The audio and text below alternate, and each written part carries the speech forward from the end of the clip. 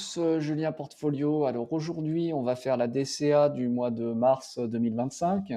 Alors pour rappel, je vis à 100% de mon portefeuille de dividendes.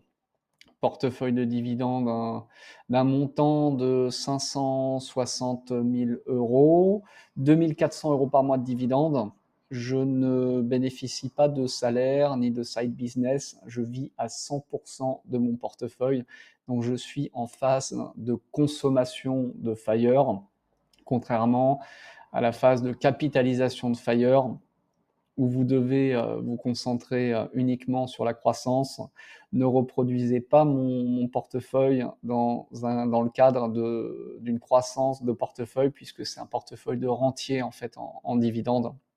C'est pas un portefeuille pour la croissance, ça ne sera pas optimisé fiscalement si vous avez un portefeuille composé majoritairement de dividendes. Alors, donc c'est parti.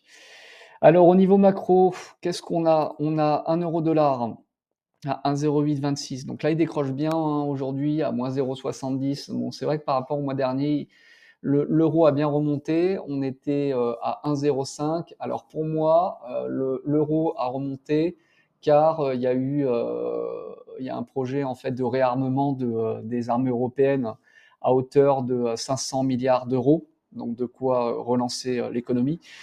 Et puis, on a une baisse du dollar aussi à cause de craintes d'inflation aux États-Unis, à cause des tarifs douaniers que veut imposer l'administration Trump. Donc là, du coup, bah, ça impacte un petit peu mon portefeuille qui est quand même majoritairement en US dollars, mais on va voir quand même que j'ai des stocks européens qui amortissent un petit peu la chute. Alors, mes mouvements de ce mois-ci, c'est quoi? Donc, j'ai liquidé une position, donc j'ai liquidé GEF. GEF, j'ai vendu la ligne complète, 75 stocks, en moins-value de moins 1000 dollars. Donc, c'est une position que j'avais depuis plus de 5 ans, hein, facile. Donc, GEF, Greif Inc., c'est quoi? C'est une société d'emballage industriel qui travaille majoritairement avec Amazon et qui fournit les cartons lorsque vous vous faites livrer par Amazon aux États-Unis. Donc là, on avait une baisse du BPA, bénéfice net par action, à 50%, donc 50% de moins que le consensus. Donc du coup, ça a décroché fortement et on a aussi des risques de coupure du dividende. Donc du coup, bah, j'ai fait sauter la ligne et puis j'ai réaffecté les fonds. Donc j'ai réaffecté les fonds sur quoi? Donc j'ai renforcé du Google. Google que j'avais acheté déjà, ouverture de position le mois dernier, à hauteur de 15 stocks et que j'ai renforcé ce mois-ci à hauteur de 15 stocks supplémentaires, donc position à 30 Google. Donc Google, bah, on va pas vous faire un dessin, c'est la moins valorisée par le marché des Mac 7. Plus de 100 milliards de dollars d'investissement dans l'intelligence artificielle. J'ai espoir qu'elle fasse une recovery à la Meta. Donc Meta, je ne sais pas si vous vous souvenez, il y a quelques années, bon, ça date un petit peu, il y a plus de 5 ans, je crois. Elle a doublé depuis. Et j'ai espoir en fait qu'elle explose. Pourquoi? Parce que Google, bah, c'est le moteur de recherche. Il pourrait intégrer l'intelligence artificielle au moteur de recherche. Et donc du coup, vous avez une base de clients supplémentaire pour les annonceurs en fait, puisque Google fonctionne grâce aux annonceurs. Donc j'ai espoir que d'ici 2030, 2025, 2030, 2035, à minima, elle double, puisque là on est à 164, puisque là je trouve qu'elle est correctement valorisée. Enfin, elle est correctement valorisée, elle a été bien, elle été bien sanctionnée par le marché. C'est une opportunité de rentrée. Et pour moi, elle n'est pas correctement valorisée. Non, pour moi, elle devrait valoir plus. Mais bon, il faut le retour sur investissement sur les capex des 100 milliards. Donc ça va prendre quelques années. Mais pour moi, c'est un bon pari, c'est du safe. En même temps, bah, on augmente l'enveloppe croissance du portefeuille. Donc j'ai un portefeuille qui est majoritairement axé dividendes, mais je veux quand même augmenter la part de growth, de croissance du portefeuille à 30% quand même, pour avoir une part de croissance du portefeuille. Donc quand je dis growth, donc on a du Air Liquide à 16% du portefeuille, Air Liquide au nominatif, qui est mon seul stock vif en euros. Donc 16% plus 10, donc ouais, on va dire 27%. J'aimerais monter à 30%.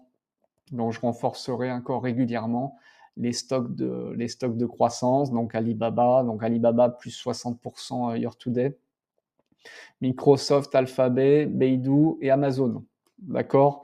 Donc ça, c'est les stocks de croissance de mon portefeuille. Donc, on a acheté donc 15 Google, on a acheté 30 IDVO. Donc IDVO, c'est quoi? C'est un ETF international avec moins de 5% d'US. Moins de 5% d'US. Donc il est backé sur ACWI, c'est l'ETF dont je vous parlais avec les stocks chinois, le MSCI World, avec les stocks émergents, pardon. Le MSCI World Classic et accès marché développé, ACWI, bah, vous avez des stocks de marchés émergents. Et donc IDVO, ça permet de diversifier à l'international puisque vous n'avez presque pas de stock US. Donc ça, c'est un stock que j'apprécie, un ETF que j'apprécie plus particulièrement. Donc 6% de rendement, paiement mensuel. Donc là, vous avez les 10 premières positions, vous avez du Tencent, Barclays PLC, Siemens, Enbridge, Mitsubishi, SAP SE, une belle entreprise européenne, hein, quand même, il faut le souligner aussi. Donc là, on a renforcé donc IDVO, on en a acheté 30, hein, d'accord? Total des renforcements du mois, 4500 $, d'accord? Donc 15 Google, 30 IDVO, et enfin, on a joué défensif parce qu'on a acheté du BME. Donc BME, c'est quoi? C'est mon CEF Healthcare qui est résilient au cycle économique, qui est défensif et qui a un rendement à plus de 8%. Donc CEF fonds fermés US, décote sur NAV à moins 7,47%, 8,8% de rendement, paiement de dividendes mensuels en croissance en plus, donc sur la distribution. Regardez, on est à 0,20, 0,21, 0,26, donc en plus on est en croissance. Et ce que j'aime bien aussi dans ce CEF défensif donc de BlackRock, c'est qu'il n'y a pas de leverage, il n'y a pas d'effet de levier, d'accord? 0,01. 1,10% de fees, alors c'est comptabilisé dans la performance, hein, donc on est bien à 8,8% brut. Donc entreprise healthcare, United Health, Amgen, AbbVie, etc., etc., d'accord? Donc on a acheté du BME, on a acheté de l'IDVO et du Google, donc 4500 $ d'achat. Donc on a mis à jour la parité euro-dollar, donc on est à 1,08. Donc l'impact n'est pas énorme sur mon portefeuille. J'aurais pensé que j'allais prendre une claque, que j'allais perdre 200 € sur le montant de ma rente mensuelle en dividende. Non, ça va, c'est correct, on perd 80 €. On est à 2419 € de dividendes par mois, donc c'est très correct. Valorisation de portefeuille, on a combien? 567, 568 000, donc on est toujours positif.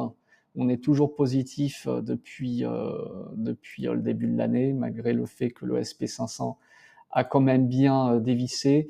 Alors pourquoi on est positif? 99,88.HK, Baba.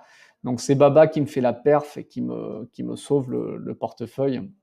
J'espère qu'elle ne va pas s'arrêter là. On est à plus 63% de croissance. Donc là, ça c'est bien, je suis content. Donc mon Baba augmente bien, on conserve. C'est la poche de croissance du portefeuille. On est à 7,2% d'allocation sur Baba. Beidou, 3500, ouais, 0,7. Donc on a quand même une part d'international, hein, quand on comptabilise Air Liquide à 16%. IDVO international, on a 4,6. On a quand même du stock européen quand même, hein, du British American Tobacco. Donc ça, c'est la cigarette, c'est ultra résilient et défensif. Altria, pareil, MO, 2,9%. Là, on est aux US, hein, donc c'est impacté par l'effet de change. Donc attention, là, vous êtes sur un portefeuille, hein, comme je vous disais, un portefeuille de rentier. Donc, en phase de croissance pour un débutant, il faut investir sur un ETF World SP500. Il ne faut pas qu'il y ait le frottement fiscal des dividendes comme je peux avoir moi, mais je vis avec mon portefeuille de dividendes, donc j'ai besoin de dividendes pour vivre. Et puis l'avantage, c'est que du coup, ça me permet de réaffecter dans des positions qui sont défensives et puis de panacher le risque de mon portefeuille. Donc très satisfait depuis le début de l'année, on est positif. Et puis, bah, rendez-vous le mois prochain pour la DCA du mois de avril 2025. Voilà, donc dites-moi ce que vous en pensez en commentaire, hein. Si vous avez des suggestions, n'hésitez pas à intervenir, je réponds à tous les commentaires. Et puis, n'hésitez pas à liker et à vous abonner. Merci, à bientôt.